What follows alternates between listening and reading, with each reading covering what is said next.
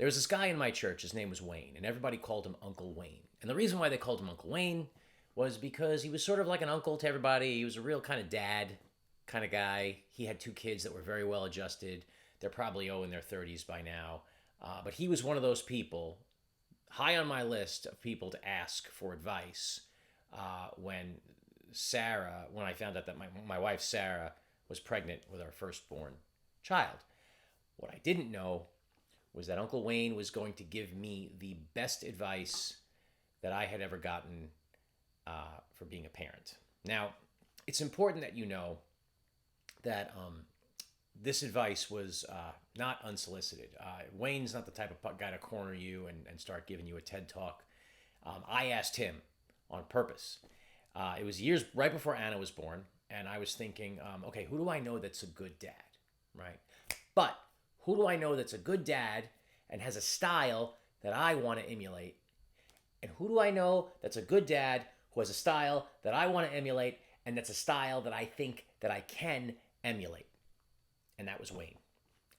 Because sometimes, you want to ask people for parenting advice, especially good parents, but see, the good ones don't know what it is that they're doing that's good because they naturally do it. So you ask them and they try to make up an answer. They don't even know, which is what I was worried about when I asked Wayne for advice. But when I finally asked him, he paused, and in my memory, it was sort of a long pause. I think I heard a train whistle in the background.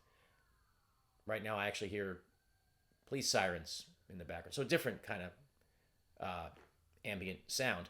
But he said this. He said, no matter how late it is, if your kids want to have a deep conversation with you, have the conversation. Don't let lack of sleep be a factor. And I said, really? And he said, yes. He said, your kids are not going to want to talk during the day.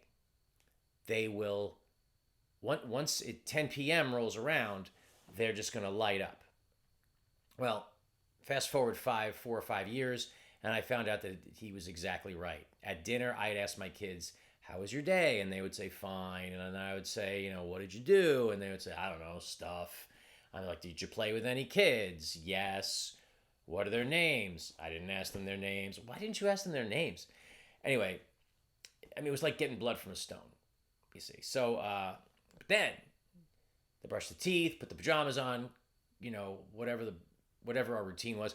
10 o'clock rolls around. They're in bed. Dad, all of a sudden they want to start telling me everything. They want to start asking me questions.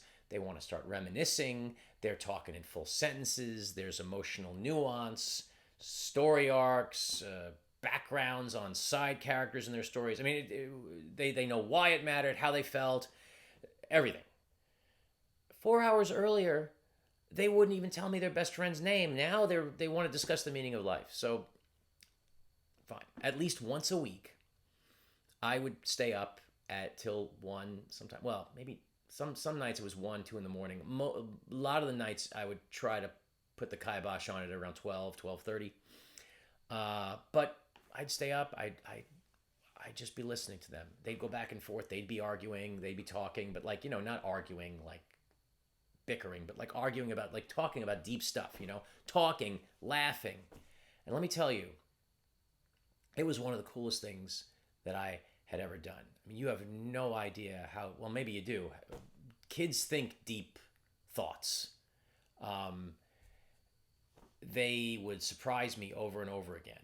And I would have never known that if I had been really strict about the bedtime. Been like, no, bedtime is now. I got a real inside scoop into what they were noticing, what they were feeling. And I also realized, as they were talking, I really started to hear the beginnings of little lies that they were telling themselves about themselves. Like lies like they were not good enough, like they were not smart enough, they weren't talented enough in certain things. And I was like, whoa. They just gloss over it, and I'd be like, whoa, wait. Who told you that? Why do you think that? Who said that? And they'd be like, well, it's because I can't do this or I can't do that. And I'm like, that's not true. I was like, You're 5, first of all. There's a lot of things you can't do, but that doesn't mean you'll never be able to do them. And anyway, because I was there, because I stayed up, I got to fight those lies back. And I got to sort of like, because that can grow like a fire. I was putting out that fire. And to think I could have missed it. I could have missed it all just because I wanted to get a good night's sleep and I wanted them to get a good night's sleep. Because, you see it in the movies. It's like the dad comes in and says, it's time for bed, go to sleep. No. That's such a paradigm that we have to kind of unshift. Again, not every night, but it didn't kill them. I mean, they were tired during the day, but I would not trade those conversations for anything. I'm so grateful for Uncle Wayne's advice, and I'm glad I followed it. Well, thanks for coming. Please like and subscribe if you find value in these videos. And may the force and patience be with you.